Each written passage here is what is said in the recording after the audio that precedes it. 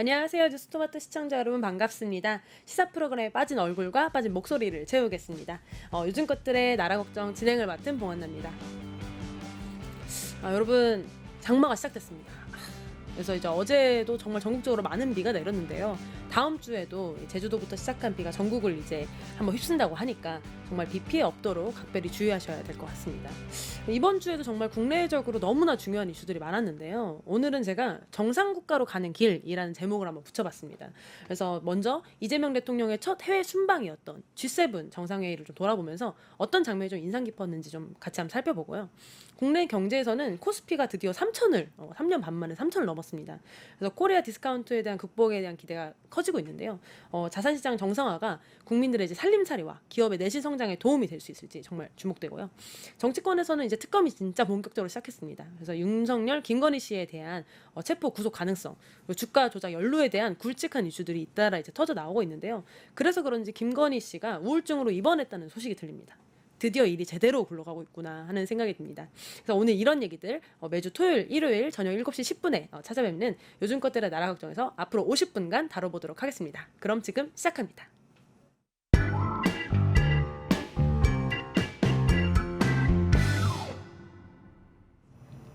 네, 오늘 같이 이야기 나눌 두 분 한번 소개시켜 드리려고 하는데요. 정평화, 한세인 두 분 모셨습니다. 안녕하세요. 반갑습니다. 네, 저희 정평호님부터 소개 네. 부탁드리겠습니다. 안녕하십니까. 더불어민주당 광주광역시당 청년위원장 정평호 인사드리겠습니다. 반갑습니다. 또 다른 좀 준비한 자기소개 없어요?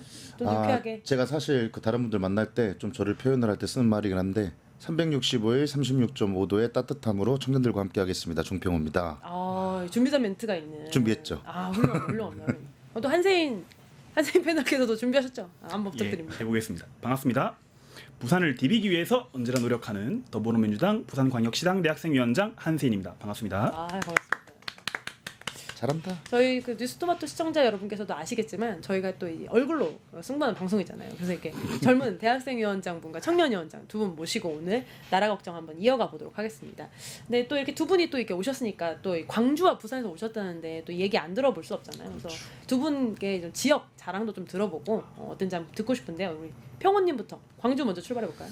광주가 무등산을 품고 있는 아름다운 도시죠. 그리고 가까운 근교에 굉장히 먹을 것들도 많이 있고 광주 내부에서 뭐 즐길 거리들이 없다, 재미가 없다라고 말씀하시지만 30분 1시간만 나가다 보면 뭐 담양, 장성, 창평 할 것 없이 굉장히 많이 즐기고 볼거리들이 많이 있습니다. 그리고 있을 게 다 갖춰져 있고 교통이 굉장히 용이하다 보니까 저는 살기에 굉장히 윤택한 도시라고 생각을 해요. 근데 물론 이 부분에 있어서 동의하지 않은 분들도 있겠지만 광주는 정말 살기 좋은 도시다. 그럼에도 불구하고 저희들도 이제 기업이라든지 대기업들, 청년들이 좀 중앙으로 집중되는 현상을 좀 막기 위해서 먹거리, 일거리들이 좀 필요하지 않나 그런 생각으로 좀 이어가서 마무리를 좀 해보겠습니다. 좋습니다. 네. 사실 그 지역에 사는 분들 말씀 들어보면 살기 정말 좋다고 하시더라고요. 좋아요 진짜. 그러니까 서울에 비해서는 상당히 여유도 있고 뭐 교통 체증에 대한 걱정도 좀 덜하고 맞습니다. 이런 부분에 비해서 실제로 그렇게 느끼세요? 시민들이 굉장히 릴렉스하게 있죠. 바쁘다 현대사의 느낌보다는 좀 자기들이 가지고 있는 워라밸을 좀 최대한 좀 활용을 하려고 하는 좀 시민들 의식이 굉장히 강합니다. 배려심도 깊고 정이 많다고 표현을 하죠 보통. 근데 그게 이제 예전 이야기뿐만이 아니라 저희 세대들도 조금 그런 영향을 많이 받은 것 같아요. 그러다 보니까 살기 좋지 않을까 싶습니다. 좋네요. 네. 부산은 어떤가요? 부산은 일단 먼저 바다가 있습니다. 바다가 있고요. 최고 장점 바다가 있다. 강도 있고요. 산도 있습니다. 이 아름다운 자연환경과 대도시가 어우러진 그런 도시이기 때문에 참 살기 참 좋은데 기업이 좀 있어야 되지 않겠냐 그런 아쉬움이 있죠. 두 분 다 먹고 사는 문제가. 먹고 사는 문제가 네. 아쉽다 이런 말씀해 주셨는데요. 그럼 그 아쉬운 부분 사실 뭐 이번에 대신 이제 이재명 대통령 공약에도 각 지역 공약들이 있었는데요. 지역 공약들 정말 청년들이 보기에 어떤가요? 부산부터 어떠세요? 우선 부산 같은 경우에는 그 지금까지 이제 대선들을 쭉 놓고 봤을 때 이만큼 부산을 공약으로서 많이 챙겨준 대선 후보가 있었을까 하는 생각을 할 정도로 이번 이재명 대통령은 이번 대선 기간 동안 부산을 집중적으로 많이 챙겼고 많이 오시기도 했고요. 그리고 공약도 HMM 등의 이제 해운 대기업을 부산으로 옮기고 또 해양수산부를 부산으로 이전하고 그 외에도 동남투자은행을 설립해가지고 부산의 금융을 또 금융단지를 다시 또 제대로 좀 조성을 하고 그런 부분들을 하나하나 속속들이 잘 대선 공약으로서 이제 준비를 했기 때문에 이제 저희 부산이 이제 그 공약들을 제대로 이행하는데 잘 이제 도움을 주고 최대한 열심히 준비를 하는 것이 이제 저희가 할 일이겠죠. 뭐 거의 뭐 청산 유수시등으로. 그러니까 준비하셨네. 준비하셨네요.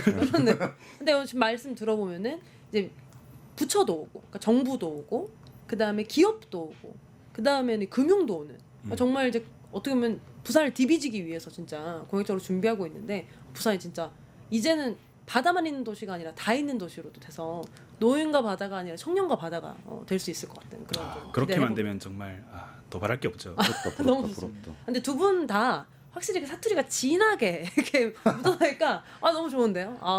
제가 사투리 지금 쓰고 있나요? 안 쓰고 있는 줄 알았는데. 완전히 쓰고 완전히 있어요. 쓰고 걱정하지 있네. 마세요. 알겠습니다. 저희 이제 그 시청자분 준뮤직님께서 무등산 수박을 닮은 정평호 화이팅이라고 보내주셨어요. 어디로 봐야 될지 모르는데 감사합니다. 하여튼 고맙습니다. 그럼 이번에 광주는 어떠세요? 이번 지역 공약.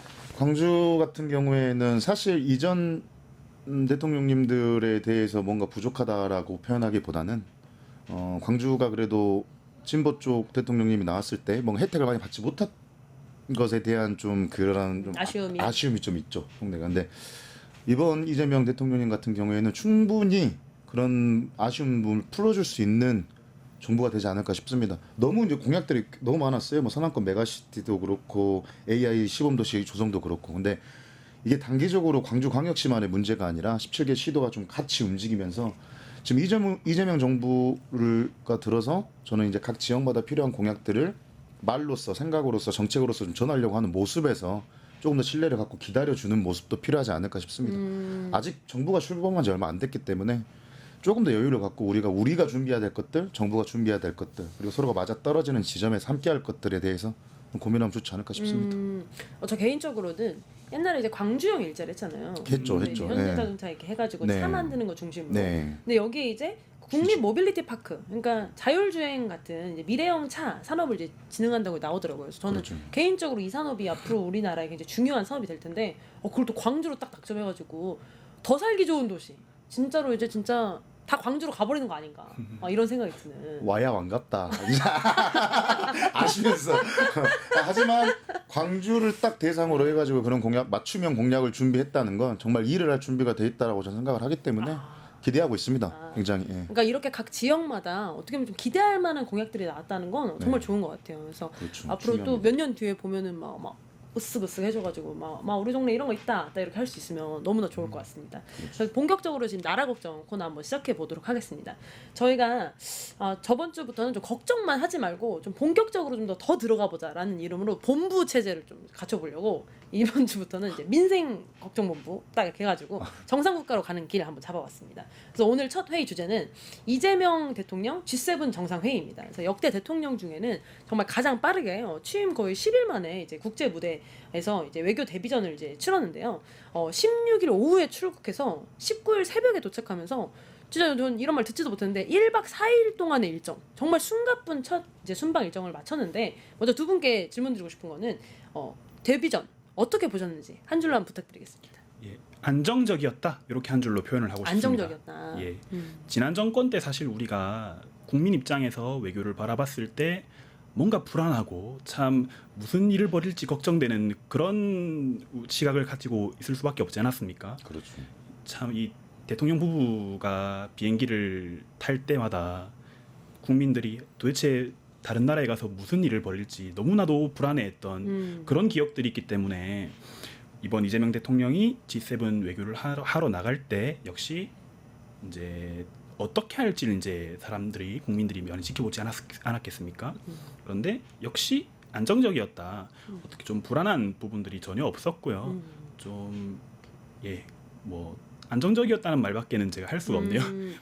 아니 생각해 보면은 윤석열 씨는 밖에 나가서 뭐 성과를 내는 일도 없는데 왜 그렇게 비행기는 많이 탔나 이런 생각이 들 정도로 밖에 나갈 때마다 이제 국민들이 마음을 졸여야 됐던 그런 측면에서 확실히 안정적인 외교 어떤 첫 데뷔였다. 그렇죠. 라는 말씀해 주신 것 같습니다. 어떻게 보셨어요? 한국이 싫으셨던 거죠. 비행기를 타고 자꾸 나가시는 거. 자꾸 시끄럽게 하니까 시끄럽게 자기 입장에서는 있으면 문제 되니까. 근데 저는 사실 뭐 위원장님 말에도 100% 동의를 하고 이번 G7 같은 경우에는 이재명 했다. 이재명 다 왔다. 왜냐면은 뭐 그런 외교적인 문제에서 누군가를 상대함에 있어서 대한민국의 국격을 좀 보여주는 대통령의 자리가 저는 전혀 걱정스럽지 않았습니다.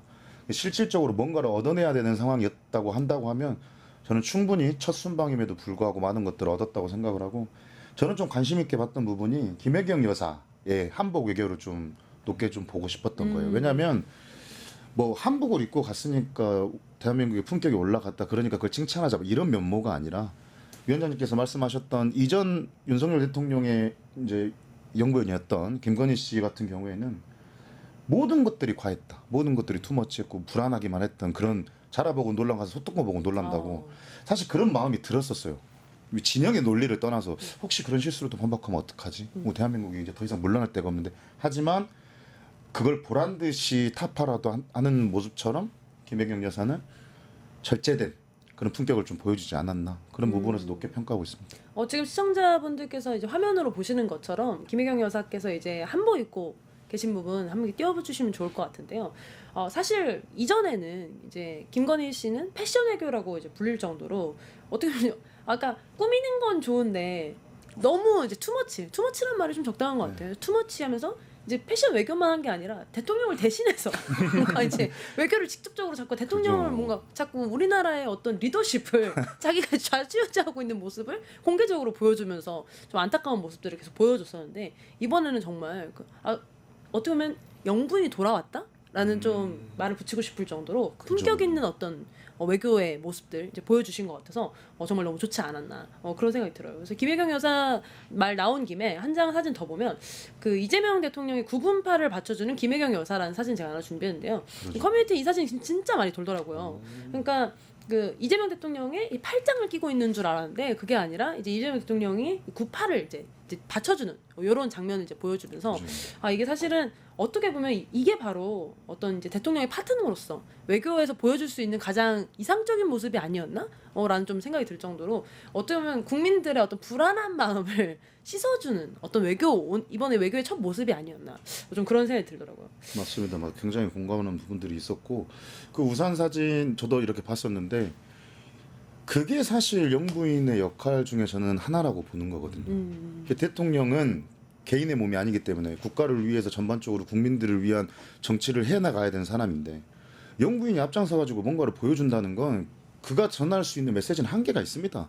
그러려면 실질적으로 메시지를 던지는 대통령을 보좌하는 역할을 좀 수행을 할 때 더 멋지게 빛이 난다고 생각하는데, 김혜경 여사가 그런 측면에서는 굉장히 멋진, 굉장히 칭찬할 만한 모습을 보여주시지 않았나, 그런 생각해 봅니다.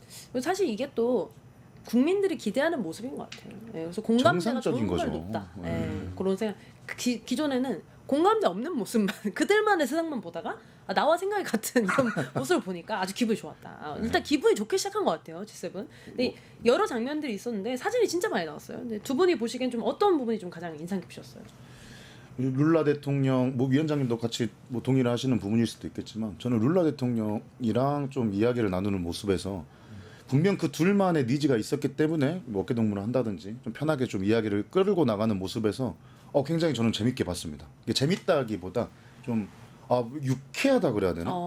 무슨 감정인지 모르겠어요. 정상 간의 대화가 네, 유쾌해 보이는. 그러니까 저 사람이 어떤 부분에서 통했길래 저렇게 뭐 어깨동무하고 이야기를 나눌 수 있었을까라는 생각에서 봤을 때 너무 좀 이렇게 담백했다, 유쾌했다, 행복했다. 국민의 측면에서 좀 그렇게 느껴요. 위원장님 어떻게 생각? 예, 저도 이제 역시 룰라 대통령과 우리 이재명 대통령이 좀 편안하게 유대감을 나누는 그런 모습을 보고 정말 인상 깊게 제가 생각을 했고요. 이제 무엇보다 이제 지난 참여정부 때도 노무현 대통령님과 룰라 대통령 간의 이제 인생사에 있어서의 공통점 이런 것들을 많이 이야기했는데, 지금 이재명 대통령도 이제 룰라 대통령과 같이 정치적 탄압을 받았던 그런 모습들이라던가, 아니면 이제 어린 나이에 소년공으로 일하다가 산업재해를 당한 그런 이제 어릴 때 기억들, 그런 것들이 함께 있다 보니까 역시 그런 부분들 때문에 좀 더 서로 유대감을 잘 다릴 수 있지 않았을까 저는 그렇게 생각을 합니다. 그러니까. 사실 이 정상 간의 외교가 시간이 길지 않잖아요. 뭐 그렇죠. 2박 3일 하는 게 아니니까.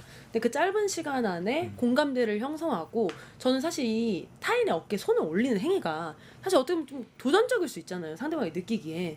근데 이미 두 분의 대화를 통해서 충분히 그래도 된다는 어떤 자신감, 스킨십 외교가 성공했다. 짧은 시간 안에도. 근데 그런 점을 보면서 아, 이재명 대통령이 이런 1대1 관계에서도 정상 간의 관계에서도 충분히 외교력을 발휘하실 수 있는 모습이 아닌가, 그런 게 증명된 모습 아닌가, 좀 자신감 있다, 좀 이런 생각이 좀 들더라고요. 네, 공감합니다. 네.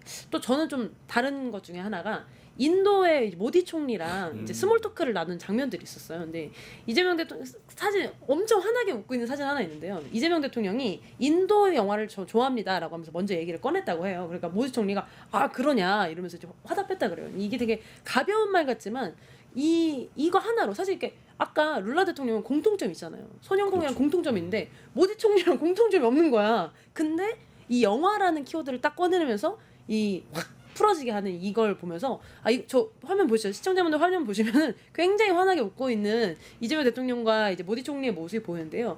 보통 이제 통역을 통하고 이러느라 이제 격식을 차리느라고 좀 어색해지기 쉬운데 이런 틈을 이재명 대통령이 진짜 이제 잘 메꾼 것 같다. 그래서 이런 부분도 어떻게 보면 사실 준비거든요. 그래서 이제 이전에 윤모 씨의 어떤 외교와는 다른 그런 모습 볼 수 있지 않았나 하는 생각이 들어서 저 개인적으로 상당히 인상 깊은 이제 그런 모습이었어요. 그렇죠. 방금 전 사진에서 그 전과 똑같은 거는 통역사님 한 분만 똑같고 나머지는 다 바뀌었죠. 그러네요. 네. 그러네요. 또 이 짧은 시간 동안 이재명 대통령이 무려 이제 8개국 정상 및 이제 유엔의 이제 수장과 이제 회담을 진행했습니다. 그래서 G7의 어떤 주요 성과로는 좀 인상 깊은 것들 어떤 부분들이 좀 있으실까요? 예, 역시 뭐 성과라기보다는 저는 준비 기간이 굉장히 짧았잖아요. 대통령으로 취임한 게 6월 4일인데 이건 뭐 사실 이걸 제대로 준비할 수 없는 그런 상황이었음에도 불구하고 G7 정상 외교를 하러 가서 전반적으로 이제 정상들과 만나가지고 할 수 있는 이야기들을 그렇게 했다는 점에서 저는 그거 자체를 좀 높게 평가하고 싶습니다. 그러니까 가서 실제로 이 짧은 시간에 외교를 성사하는 것만으로도 이제 너무나 이제 성과다. 그럼요. 너무나요. 역시 존재 자체가 이제 외교다. 그 말 맞는 것 같아요. 어떻게 보셨어요? 그 경제 안보 기후 관련돼서 G7에서 이야기를 나누는 부분들이 많은데, 근데 그런 위원장님 말에 또 그 부분도 굉장히 격하게 공감을 합니다. 오늘 공감을 굉장히 많이 하는데 공감하러 오신 거 아니죠? 공감만 하러 온 것 같아요. 소통도 좀 해야 되는데 아무튼 우리 위원장님이 하셨던 말처럼 저희가 지금 탄핵 정국을 지나서 뭔가 새로운 정부가 출범할 때까지 이 안정적인 모습들을 보여주기에는 준비됐던 시간이 굉장히 짧았음에도 불구하고 이재명 대통령의 그 외교력으로 인해서 우리 국가는 안정적인 상황이고, 그리고 나는 안정적인 대통령으로서 국가의 좀 발전을 위해서 노력을 하려고 하는 모습들을 좀 신랄하게 많이 보여줄 수 있는 자리지 않았나, 좀 그렇게 생각합니다. 역시 이제 사실 이제 대통령이 취임된 지 얼마 안 됐는데 이제 G7에 초청됐다는 것만으로도 그러죠. 사실은 엄청난 성과죠. 이거 자체가 이제 외교적 복원이다. 이런 좀 생각이 들고요. 어떻게 보면은 사실 이렇게 나라가 좀 외국에서 보기에는 이제 뒤숭숭했다고 판단할 수도 있잖아요. 근데 그럼에도 불구하고 이제 한국을 초청했다는 건 좀 이제 한국의 어떤 민주주의 회복력이라든지 이런 것들을 좀 인정했던 거 아닌가? 좀 그런 평가도 해볼 수 있을 것 같아요. 그래서 또 중요하게 볼 수 있는 정상회담 중에 하나가 미국과 하냐, 일본과 하냐 이런 것들이 이제 좀 중요하게 볼 수 있었던 것 같은데요. 한일 정상회담 어떻게 보셨어요?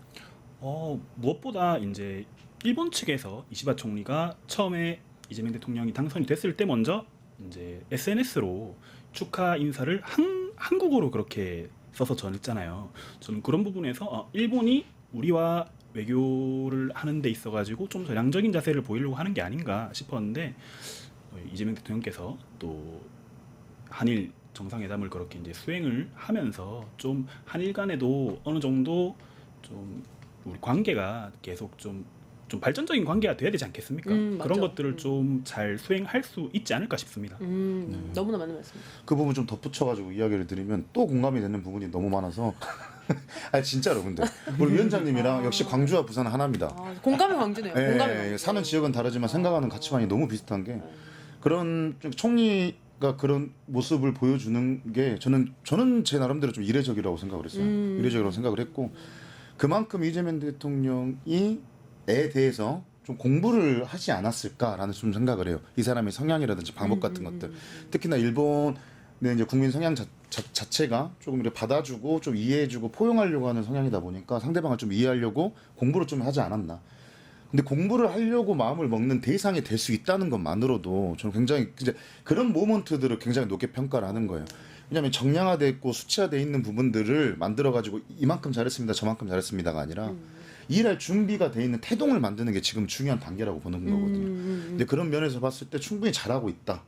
저는 뭐 점수를 매기는 거지만 90점 이상의 G7이었고 좀 담아였지 않느냐 저는 그런 생각을 좀 해봅니다. 10점은 죄송합니다. 다 주면 안 된다 그랬어요. 저희 어머니가. 역시 여지는 남겨놓는. 여지는 남겨놓는. 좋네요. 근데 저는 또 하나가 사실은 지난 이제 윤모 정권 때는 너무 저자세여서 주지 않아도 될 것도 주고 이런 이제 모습들에 국민들의 답답함이 엄청 강했었는데 이번에는 어떻게 보면 그 많은 어떤 그 흔히 말하는 그 국민의힘 지지자분들이 굉장히 걱정하셨던 분 중 하나가 공산화되는 거 아니냐, 뭐 친중만 다 해버리는 거 아니냐, 뭐 이런 말도 안 되는 오해들을 다 가지고 있었는데 전혀 그렇지 않은 모습을 이번 G7을 통해서 보여준 게 아닌가 싶어요. 사실 전화도 일본이랑 더 먼저 하고 줄 건 그렇죠. 주고 받을 건 받고 하는 어떤 실용 외교를 보여주는 어떤 모습으로서도 충분히 이제 이 한일 이 정상회담이 이제 의미가 있지 않나 좀 그런 생각이 듭니다. 근데 또 아쉽게도 이제 한미 정상회담은 이제 람프 트럼프 아저씨가 집으로 가버리면서 되지가 않았어요. 근데 사실 이거는 뭐 이재명 대통령의 탓은 뭐 전혀 아니고 그렇죠. 예측할 수 없는 그의 어떤 예. 행보 때문에 아닌가 그런 생각이 드는데요. 그럼에도 불구하고 한미 정상회담 중요하잖아요. 앞으로 어떻게 해야 된다고 보셔요? 저 같은 경우에는 뭐 제가 그런 부분을 좀 조언한다기보다는 이제 트럼프 대통령의 성향을 좀 빠르게 파악을 해야 될 필요성이 분명히 있다고 봅니다. 근데 사실상 겉으로 보여지는 성향에 있어서 보면 이재명 대통령과는 상극인 스타일이에요. 저는 사실 트럼프 대통령의 형태나 이런 모습들, 애티튜드가 윤석열 대통령과 좀 비슷하다고 봅니다. 그게 물론 윤석열 대통령보다는 뭔가를 더 알고 있고 이전의 대통령을 본인은 해봤던 사람이기 때문에 그만큼 데이터는 더 많이 있을지 모르겠지만 그게 좀 이렇게 소위 좀 이렇게 거만하게 비춰질지도 모르는 그런 애티튜드들이 이재명 대통령과는 조금 상극이지 않나. 그렇기 때문에 국익 중심의 실용 외교가 필요하다고 말하는 시점에서 이재명 대통령의 그런 좀 이렇게 흔히 말하는 저희가 좀 날것의 표현으로 그런 대대한 모습이 좀 감정 싸움이 돼서 뭔가 실용적인 외교가 되지 않을 수도 있다라는 생각을 모든 국민분들이 동의하지 못하겠지만 저는 그런 생각도 해봤었어요. 왜냐하면 이전 정부 때문에 제가 진짜 안 해도 될 고민들을 너무 하던 습관이 있어가지고 이것도 고민해버리네. 그러니까 실용에 집중을 해야 되는데 자꾸 이상한 고민들을 하다가 아직 그 버릇을 못 버렸습니다. 이제 버리셔야 됩니다. 지금은 이재명이니까. 그렇습니다. 네. 어떻게 보세요, 이제 한미? 참 이 대통령이 트럼프 대통령이다 보니까 우리가 대응하기가 너무 어렵죠. 지난 트럼프 1기 때도 사실 우리가 좀 어려웠지만 지금 트럼프 2기는 1기와 비교해서도 정말 종잡을 수 없는 그런 행보들을 보이고 있잖아요. 근데 저는 이렇게 생각합니다. 우리가 미국에 반하는 행동을 해서는 안 되겠죠. 다만 트럼프라는 사람을 이제 대통령으로서뿐만 아니라 인간 대 인간으로서도 믿을 수 있는 사람이 아니라고 생각해야 된다. 즉 이제 뭐 중국과의 이제 미국이 이제 외교를 하는 관계에 있어서도 지금까지 쭉 지켜봤을 때 1기 때도 그렇고 2기 때도 그렇고 트럼프 대통령은 입으로는 반중을 외치는데 실제로 머릿속에는 친중으로 가득 차 있는 그러한 행보들을 자주 보였단 말이에요. 1기 2016년부터 2020년까지 이제 미국과 중국 간의 이제 외교 상황을 봤을 때 겉으로 봤을 때는 중국을 옥죄는 것처럼 보였지만 실질적으로 그 당시에 중국이 기술적으로나 아니면 그런 쪽으로 굉장히 성장을 많이 해버렸어요. 이제는 중국을 제어하기가 미국이 어려워져 버린 그런 상황까지 놓이게 된 데는 역시 트럼프 대통령의 행동에 그게 달려 있었기 때문에 트럼프를 믿지는 않아야 되고요. 그래도 대미 관계에 있어서 역시 그런 것 때문에 역시 머리가 좀 많이 아프겠죠. 예. 아프죠. 사실은 이제 지금 한국과 미국 사이에 이제 해야 될 일이 정말 많습니다. 이제 대한민국 입장에서는 이제 그렇죠. 뭐 주한미군 문제도 있고 이제 북한 문제도 있고 관세 문제도 있고 그래서 안보, 경제, 정치 모든 부분이 사실은 한미에 지금 많은 영향이 있기 때문에 이런 부분을 잘 조율해 나가야 되는데 이제 람프 도람프 선생님께서는 워낙 이제 변화무쌍한 분이시다 보니까 저는 오히려 약간 그런 생각이 들더라고요. 너무 선제적으로 이 사람을 이해하려고 할 필요 없다. 근데 이해한 순간 또 변한다. 그러니까 그렇죠. 어떻게 보면은 이 상황을 전략적으로 잘 조율할 수 있는 이 파도를 탈 수 있는 이 흐름 이걸 좀 잘 해야 될 텐데라는 생각이 들어서 이재명 대통령의 앞으로의 국제 무대가 더더욱 많아질 거라는 좀 생각이 들면서 좀 우리나라의 어떤 다양한 외교적 성과들을 더 많이 가져올 수 있는 첫 데뷔 너무 잘 치렀다는 생각도 들고 앞으로 더 좋은 모습 많이 보여주시기를 기대해 보겠습니다. 기대하겠습니다. 그래서 사실 이 G7 소식이 이렇게 딱 기분 좋은 소식이 많은데 더 기분 좋은 소식이 있어요. 주식하십니까? 아주 조금합니다. 아주 조금하시나요? 코스피 3천을 돌파했습니다. 사실 전 이게 제일 행복합니다. 저는 뭐 재산은 별로 없지만 제 재산 전체가 지금 주식에 들어가 있거든요. 이재명 이런 생각이 들 정도로 제가 보기에는 사실 지금 국민의힘 지지자분들도 싫어할 수가 없다. 지금 좋아하세요. 솔직히 주가를 이렇게 올려놨는데. 티 못 내시는 거지. 네. 그래서 제가 지금 코스피 사진 한번 보여드리려고 하는데요. 윤석열 정부 때부터 지금까지 이제 코스피를 보면은 맨 처음에 이제 한 2,300선부터 이제 쭉 시작하다가 계엄 때 완전 망했다가 끝에 보시면 완전 치솟는 부분 있죠. 저희가 지금 이제 6월 3일 6.3 대선 이후에 지금 코스피입니다. 코스피가 3년 반 만에 지금 코스피 3천을 달성했습니다. 너무나 기분 좋은 소식인데요. 사실 어떻게 보면은 이 모든 정권의 초기에는 이제 허니문 랠리라고 해서 새 정부의 어떤 뭐 정부의 어떤 이제 액션이라든지 이런 걸 기대하면서 기대감. 조금 약간 이제 오르는 이제 경향도 있어요. 근데 이런 부분들 단기 조정도 사실 있을 수도 있는 어떤 그런 상황인데 좀 어떻게 보세요? 3천 코스피 3천. 사실 지금도 낮은 편이죠. 우리가 3천을 돌파한 지가 언젠데 다시 이제 꼬꾸라졌다가 이제 겨우 좀 코스피라든가 이런 주식 주가들이 좀 정상화되어 가고 있는 과정이 아니겠습니까? 이제 역시 이제 민주당과 우리 정부 여당이 상법 개정안 이것을 이제 적극적으로 추진을 기존에 했었고 또 이전에 3월달에 사실 대통령 거부권을 받아버렸잖아요. 그것 때문에 우리가 이제 법안을 제대로 이제 실행을 할 수가 없었는데 이제는 상법 개정안도 확실하게 법안을 제대로 만들어가지고 실행할 수 있는 그런 상황에 놓였다. 그런 기대감을 갖고 주가가 같이 올라가고 있다. 좀 뭐 이렇게 생각을 합니다. 저도 뭐 계속 공감만 하네요.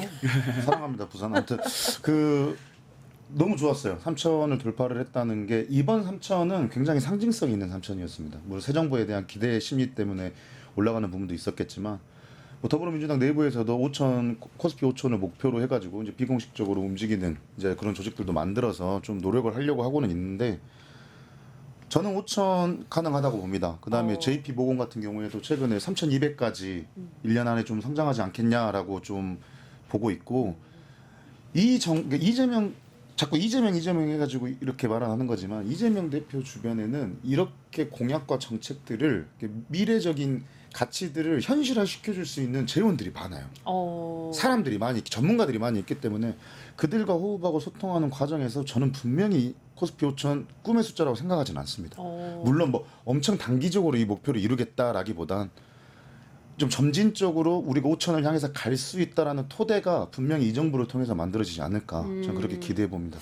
저도 굉장히 공감하는 게 코스피 5천이라는 말은 사실 제가 생각해도 굉장히 도전적인 말이거든요. 그렇죠. 5천 결코 쉽지는 않습니다. 제가 봐도. 그러나 5천을 할 수 있다는 그 자신감은 어디서 오냐면 우리나라의 수많은 규제들이 잘못된 규제나 잘못된 법들이 기업들을 어떻게 보면 코리아 디스카운트가 될 수밖에 없는 상황으로 만들어지는 부분이 있기 때문에 정부가 할 수 있는 역할이 있다 이렇게 판단하는 것 같아요. 그래서 저는 너무나 동의하는 부분이고 말씀하실 거 있어요? 네. 그 지배 이제 사업을 하는 기업의 입장에서의 지배 구조와 국가에서 하는 정책 구조가 맞아 떨어졌을 때 저는 코스피가 올라간다고 생각을 하는 건데 저희 나라 이제 기업들도 문제가 있죠. 분명히 이제 뭐 ESG 정책 같은 경우에도 그렇게 좀 나오는 부분들이 있고 좀 그런 전반적인 문제에 있어서 좀 정치와 이렇게 기업이 좀 소통하는 부분들이 필요한데 이재명 정부에서는 그런 소통을 좀 중점적으로 두고 있고 기업의 가치를 좀 인정을 하면서 코리안 디스카운트를 좀 최대한 줄여내는 방식으로 좀 이끌어 간다고 하면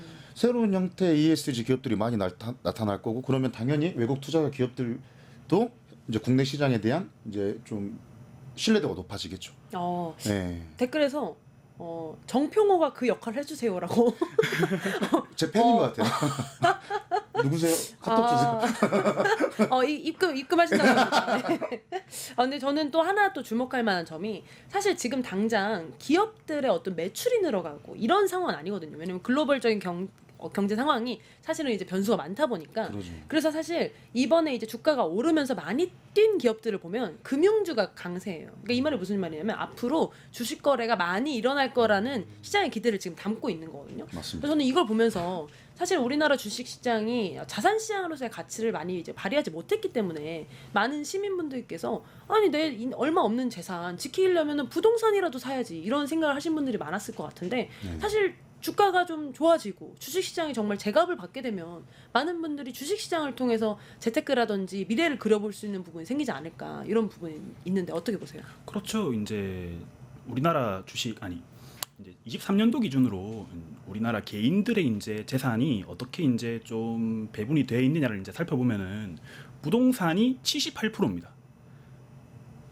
말도 안 되는 높은 너무 수치잖아요. 높죠. 이런 식으로 이제 자산 내부에 이제 포트폴리오가 불균형이 있고 이제 괴리가 발생하기 때문에 이런 부분 때문에 사실 우리가 뭐 돈들이 다 벌어도 땅으로 가고 건물로 가는 이런 상황들이 놓이기 때문에 또 경제도 안 들어가고 이런 문제들이 발생하지 않습니까? 또 우리가 노후에 뭐 돈이 필요하다 했을 때 우리가 자산을 가지고 있어도 그게 다 부동산으로 가지고 있게 되면은 이거를 쪼개서 팔 수가 없는 거잖아요. 사실 그런 부분들도 이제 노후 대비에 대한 측면에서 문제가 있는 것이고 이 어쨌든 부동산에만 쏠려 있는 우리나라 자산 불균형 문제를 주식 시장의 활성화를 통해서 어떻게든 조금 보완을 해야 우리나라가 좀 그래도 경제도 다시 좀 살아날 것이고 그런 것들이 다 결부돼 있습니다.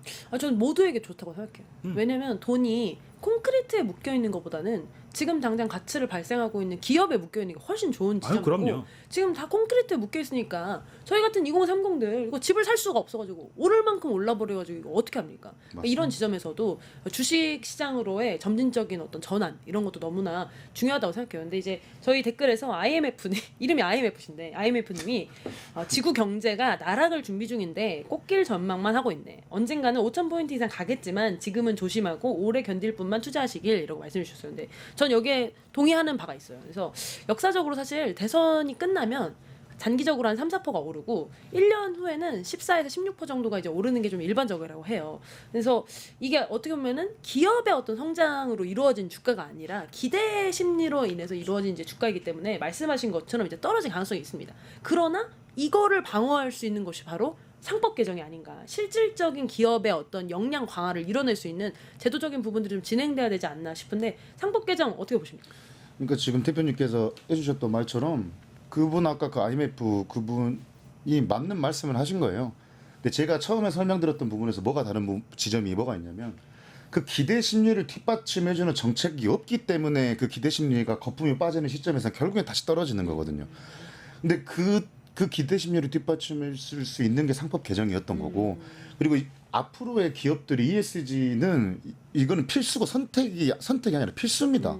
왜냐하면 외국 기업들의 투자를 받아야 되고 외국인들의 이제 그 저희 한국 자본에 대한 신뢰성을 주려면 그런 것들이 100% 필요하기 때문에 이 상법 개정과 ESG 물론 이제 그로 인해서 오는 부정적인 효과들이 생길 수도 있죠. 뭐 기업 경영의 위축이라든지 뭐 소송 남발 우려라든지 중소기업의 과도한 규제 뭐 이런 것들이 있을 수 있겠지만 뭔가 이거를 좀 유두리 있게 좀 낡아서 표현으로 유두리 있게 넘어갈 수 있는 정부가 이번 정부고 이 대기업 중심제로 돌아가가지고 경영권에 좀 이렇게 좀 투명성을 이런 것들을 좀 만들어내는 게 저는 가장 먼저 우선 단계라고 보는 겁니다. 또 시청자분들께서 ESG 오해할까봐 ESG 하면 환경만 생각하시는 분들이 있는데 그 안에는 아닙니다. 지배구조 개선이라는 게 들어 있습니다. 그래서 이제 말씀해 주신 게 환경 이슈만 얘기하시는 건 아니잖아요. 그렇죠. 지배구조 중심으로 얘기해 주시죠. 그러죠. 이제 ESG가 뭐 착하게 똑똑하게 투명하게 경영하자 이런 의미인데 너무 좋은데요? 간단하게 설명하는 그런 너무 의미인데 좋아요. 결국에는 대한민국에 있는 기업들의 지배구조 자체가 너무 이렇게 폐쇄적이기 때문에 그로 인한 그 코리안 디스카운트는 전 거기서 온다고 봐요. 공개적이고 좀 투명성 있게 기업을 운영함으로써 신뢰성을 회복한다. 그게 필요하다고 저는 봅니다. 그리고 또 저는 개인적으로 정말로 5천이 말도 안 되는 숫자냐라고 물어보신다면은 사실 이렇게 대만 시장과 한국 시장이 좀 비슷한 시장이다라고 물론 이제 완전 똑같진 않지만 지정학적인 어떤 위험도 있고 그렇죠. 반도체 중심으로 좀 구성되어 있는 면도 있어서 비교해 보면 사실 한국은 이제 퍼가 이제 9.8 정도 되거든요. 근데 대만은 16.7이에요. 그러니까 이 숫자에 대해서 이해하실 이제 필요라기보다는 이게 16.7이면 훨씬 우리나라보다 한 1.5배에서 2배 정도 더 높게 쳐주고 있다. 대만 주식을 높게 쳐주고 있다라고 생각하시면 쉬운데 실질적인 우리 주식과 대만 주식의 이제 이익 성장률은 둘 다 20%예요. 그러니까 돈 버는 성장률은 똑같은데 우리는 반값인 거예요. 그러면 지금 우리가 이제 3천 정도 되니까 반값으로 치면은 어떻게 5천 어떻게 또 아니 꿈의 수준 아니다. 이게 진짜 단순 계산으로만 봐도 충분히 가능한 숫자고 네. 이 코로나 디스카운트가 저희한테만 너무 좀 많이 그렇게 돼 있어요. 이제 그런 부분들을 하나부터 열까지 다 설명드리면서 이해시키기에는 저희들도 이제 한계가 있다 보니까 아무튼 대한민국의 미래는 분명히 밝다.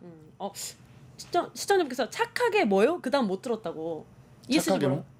착하게 똑똑하게. 아 착하게 똑똑하게 투명하게 경영하자. 착하게 똑똑하게 똑똑하게, 투명하게. 투명하게 앞으로 누가 ESG가 뭐야 그러면 착하게 똑똑하게 투명하게 이렇게 얘기해 주시면 좋을 것 같습니다. 아 벌써 시간이 지금 45분이에요. 아 진짜요? 아 이게 어떻게 이렇게 빨리 우리 이야기를 왜 이렇게 많이 빨리 남았는데? 흘러나가는 건지. 그래서 지금까지는 어떻게 보면 민생적인 차원에서 이제 고민을 같이 나눠봤고 바로 정치 걱정 본부로 들어가겠습니다. 정치 걱정 본부에서도 점점 이제 정상화되고 있습니다. 특검이 이제 시작하면서 정말 정상으로 가고 있는데요. 저번 주에 김현장 전 장관 보석을 허가 신청했다고 해서 대노했거든요. 아 또 지기현 선생님 또 이상한 짓 하네 저거 막 이렇게 했었는데 보석을 허가는 받았으나 다시 바로 이제 조은석 특검에서 바로 응 안 돼 하면서 추가 기소 딱 걸었습니다. 아 너무나 훌륭한 것 같아요. 어떻게 보십니까 이번에? 그 김현종 장관 솔직히 이야기하고 싶지가 않은데 어찌됐든 간에 내란에 가담했던 자들에 대한 심판은 분명하게 이루어져야 되기 때문에 필요하다고 보기는 합니다만 이제 버티기 했던 거죠. 버티기 한 건데 이제 조은석 특검이 이제 그걸 못 본 거죠. 그래서 저는 지금 때렸다고 보는 거고 김현종 전 장관의 그 행태들이 국민들을 설득할 수 있는 지점은 이미 지나섰습니다. 이제 그리고 사실상 어느 정도는 비호적인 느낌을 가지고 있던 국민의힘 지지자분들도 전 다 돌아섰다고 봐요.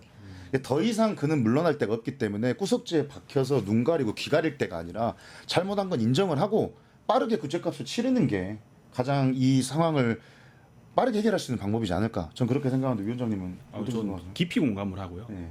정말 이 보석으로 풀려나온 걸 보면서 갑갑했었는데 사실 이 김용현 장관은 윤석열과 같이 그 내란을 서로 이제 둘이서 모의하고 계획하고 수행하고 그러한 이제 최중심점에 서 있던 그런 사람 아닙니까? 그렇죠. 이런 사람을 참 보석이라고는 하더라도 이제 풀어줬다는 게 참 갑갑했는데 그래도 특검이 출범했으니까 이제 순리대로 해결될 거라고 저는 믿습니다. 아니 저는 이 사건을 보면서 두 분이 너무 이제 착하게 평해 주셨다는 생각이 들었어요. 왜냐면 저는 법조인이 아니지만 상식적으로 계엄 이 김용현 씨는 실제로 계엄을 주도한 행동 대장이잖아요. 그러죠. 계엄을 했는데 집에 갈 수 있어. 이게 말이 됩니까? 계엄을 했는데 집에 가서 발 닦고 잘 수 있다? 아 이거는 저는 말도 안 된다고 생각해요. 사실은 그래서 저는 이제 특검이 추가 기소한 거 너무 잘못했다. 원래 그냥 기소 당했어야 됐다. 그렇죠. 보석을 신청하는 것도 말이 안 됐고, 근데 보석을 신청했을 때 이 김용현 장관이 뭐라고 했냐면, 나 이렇게 조건부로 보석 걸면 안 해. 안 해. 아니 이게 무슨 말이야 이게 지금? 구속기간 만료로 아니, 나온다고 이제 했죠. 와, 아니 저는 이런 조건을 받아들이고 싶지 않아라는 어떤 뉘앙스를 내는 것조차도 진짜 정말 화가 나더라고요. 이 말도 안 돼. 그리고 심지어 이번에 특검에서 추가 기소 걸었잖아요. 근데도 추가 기소 잘못됐다라고 얘기했어요. 이거 어떻게 보세요? 평화의 가치를 못 느끼겠습니다. 제가. 아니 근데 사실 이거는 대표님이 착한 거예요. 제가 아직도 김용현 장관을 보면서 화가 난다는 건 네. 뭔가 아직도 저 사람이 반성을 할 거라는 기대를 하니까 화가 나는 거거든. 저는 전혀 화가 나지 않습니다. 왜? 원래 저 사람 원래 그런 사람이에요. 이제 포기했어요. 포기. 보석 거부. 당연한 수순이다. 저 사람이 당연히 원래 그러다. 원래 그러다. 대표님이 너무 착하시다. 여기 다 착한 사람만 모여. 공감과 착함으로 이루어져 있는 그러니까. 나라 걱정. 그래서 저희 같은 사람들이 나라 걱정하는. 정평 위원장님 어깨 피세요. 네네네. 누구시지? 누가 자꾸 좁아 보이지가 않는데요. 피면 너무 클까봐. 피면 너무 클까봐 살짝 줄여. 그렇습니다. 사실은 이런 지금 이제 도은석 이제 내란 이제 특검에서 지금 1호로 기소한 게 바로 이제 김용현 전 국방장관 사건인데 사실 이걸 1호로 할 생각이 없었을 수도 있어요. 근데 이 사람 풀려난다고 하니까 지금 제가 보기엔 빨리 지금 기소를 한 것 같고 근데 김용현 장관이 뭐라고 했냐면 특검은 아직 20일 동안 준비 기간이 법적으로 주어진 게 20일 그렇죠. 이내로 해야 된다고 했는데 아직 20일이 안 지나서 준비 기간이 안 지났는데 나를 어떻게 기소하냐 이렇게 말을 했어요. 준비 기간이 지나지 않으면 기소할 수 없나요? 알아 생각하라고 전 뭐 말하고 싶지 않습니다. 아, 그러니까 그렇죠. 이거 자체부터가 그러니까 자기 하고 싶은 말만 하는 거고 자기 듣고 싶은 말만 듣는다 이건 거예요. 그러니까 그냥 앞으로는 특검이 출범한 이후부터는 이제 정확하게 조사를 하다 보면 저는 증거들이 차고 넘칠 거라고 봅니다. 그러니까 그 사람은 그냥 증거로 땅땅땅 하고 이야기해서 끝내는 게 맞지. 뭔가 인간적인 대화를 시도하는 것 자체가 저는 잘못됐다고 봅니다. 그리고 이번 기소로 원래 이제 지기현 판사가 네. 이제 담당 판사였는데 이번에는 한성진 부상 판사로 이제 이번에 이제 이제 배정이 됐습니다. 그래서 이 한성진 부산 판사는 사실 대표 공직선거법 재판에서 이재명 대표의 이제 공직선거법 재판에서 이제 유죄를 이제 냈던 이제 판사로 이제 알려져 있는데요. 사실은 지금까지 저희가 이제 지기현 판사로 인해 이제 노이로제가 걸릴 정도로 왜 이러는 거야? 뭐 이런 사건을 너무 많이 겪기 때문에 이런 한성진 부장 판사가 부디 국민들의 이제 염원과 뜻에 맞는 이제 내란에 대한 이제 적극적인 심판이 가능할 수 있도록 적극적 역할을 해주시면 좋겠다라는 말씀 드리면서 다음으로 넘어가 보겠습니다. 이 정부가 이제 세워졌으니까 당연히 이제 내각이 세워져야 되고 총리 인선에 대한 이제 논쟁이 이제 계속되고 있습니다. 그렇죠. 그래서 이제 김민석 이제 총리 후보자에 대한 뭐 검증이 이제 지속되고 있는데요. 그 중에서 김민석 총리 후보자보다 더 주목받는 인물이 있습니다. 바로 주진우 의원, 국민의힘 주진우 의원이 정말 적극적으로 거의 팬클럽 수준으로 지금 김민석 선생님 사랑하고 계세요.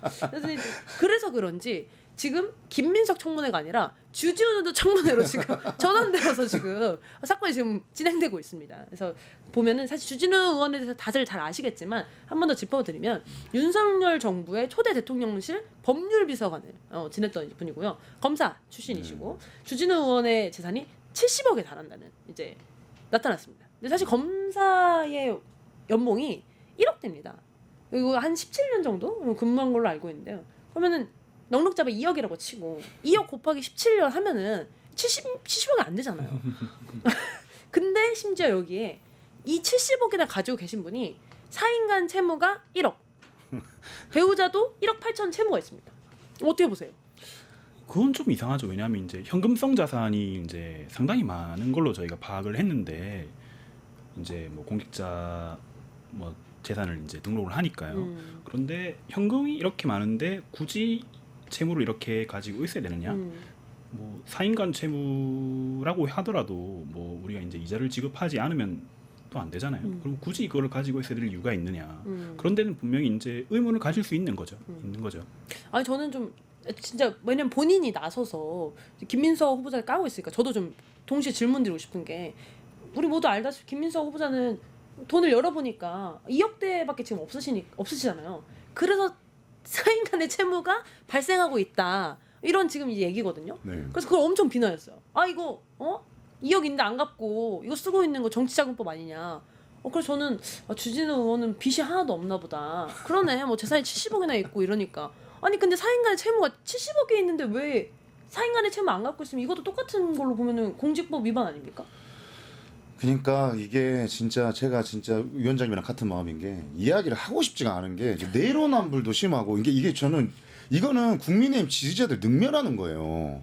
국민의힘 지지자를? 국민의힘 지지자분들 능멸하는 거예요. 생각해 보십시오. 국민의힘 지지자분들이 바보도 아니고 아무리 감싸주고 아무리 못나도 감싸주고 챙겨주고 이해해 주려고 해도 그 적정 수준이라는 게 있지. 주진우 의원은 그냥 이제 이거죠.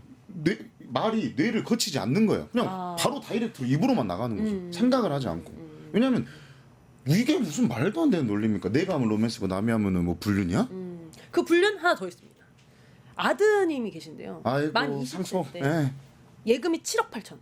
나이가 혹시 20대시죠? 저는 20대죠. 예금 7억 있으십니까?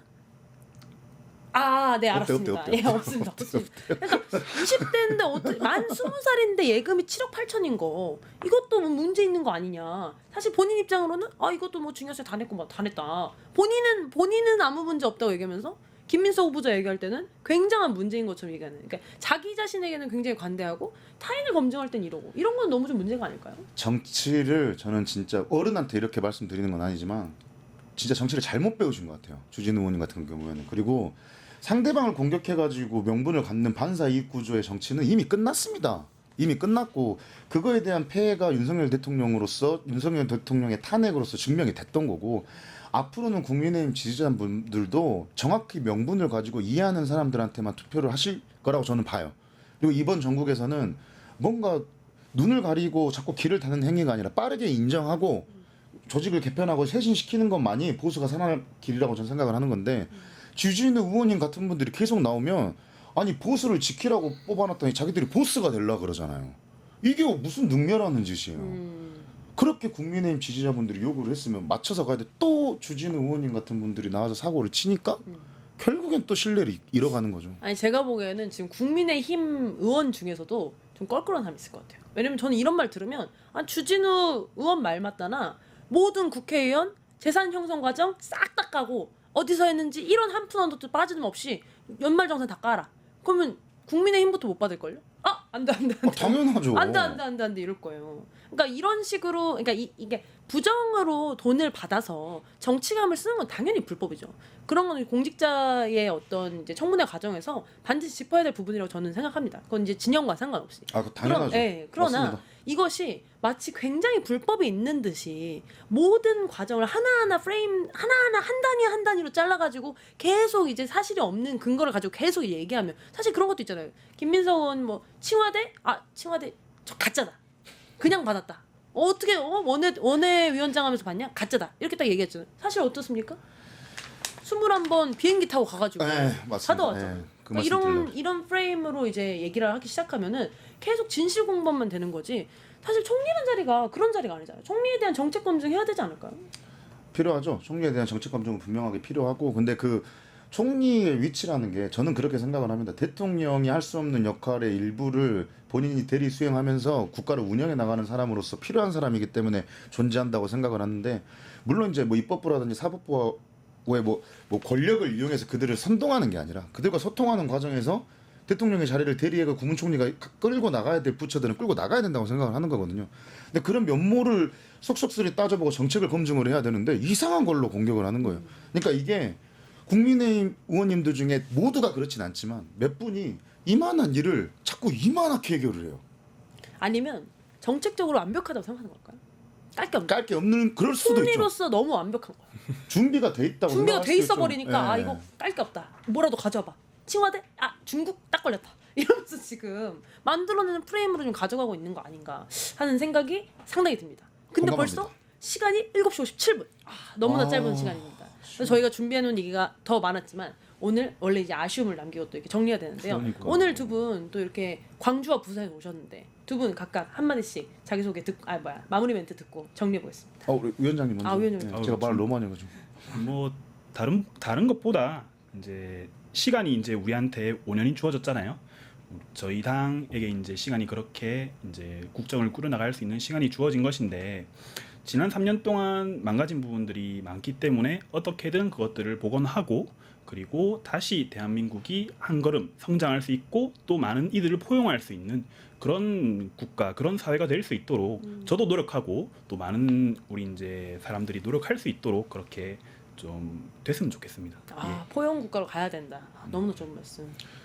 그 위원장님이 하신 말씀 마지막으로 공감하고 뉴스토마토 시청자분들께 늦은 시간까지 이렇게 좀 봐주셔서 너무 감사하다는 말씀 좀 끝으로 드리면서 뭐 제작진분들도 고생하시고 대표님도 고생하시지만 모든 청년들이 이 시간에 이렇게 고생을 하고 있습니다. 대한민국 청년들이 그냥 힘들어하는 100만이 넘어가고 있는 실직자 백수들도 있고 그냥 심 청년들도 많고 그런 청년들이 좀 목소리를 낼 수 있고 꿈을 꿀 수 있는 어제의 청년이 오늘의 청년들에게 좀 빚지지 않는 그런 세상 만드는데 위원장님과 함께 대표님과 함께 좀 역할을 좀 수행할 생각이고요. 이재명 정부가 출범을 했으니까 좀 믿고 기다려 주신다고 하면 분명히 그거에 응답할 수 있고 메시지를 던질 수 있는 정부가 될 거라고 생각합니다. 저희 감사합니다. 댓글에 아따 정평호 잘한다 라고 또 마지막으로 남겨주셨는데요. 그리고 박삼래님께서 윤석열 대통령이라고 부르지 마라 거북하다. 제가 이게 유교거리라서 이게 너무 이 존대를 하다 보니까 자꾸 이렇게 말이 나오는데 정말 죄송하다는 말씀드리고 저도 또 한 번 더 인식하도록 하겠습니다. 오늘 또 이렇게 두 분의 패널 분들과 얘기 나눠서 너무나 영광이었고 저희는 다음 주에 또 다른 나라 걱정으로 찾아뵙도록 하겠습니다. 감사합니다. 감사합니다. 뉴스토마토가 12.3 내란을 막아낸 시민영웅 1000명 찾기 프로젝트를 진행합니다. 내란을 막고 탄핵 소추를 이뤄낸 시민영웅 1000명을 찾아내 대한민국 민주주의의 역사로 기록하고 시상의 본보기로 삼음으로써 민주주의를 더 널리 확산하기 위한 프로젝트입니다. 이 과정에 직접 참여했거나 참여자를 추천해 주실 분들은 우측 제보하기 QR코드나 아래 메일로 추천 및 제보해 주세요. 많은 참여 바랍니다. 뉴스토마토와 함께해 주실 분들을 기다립니다.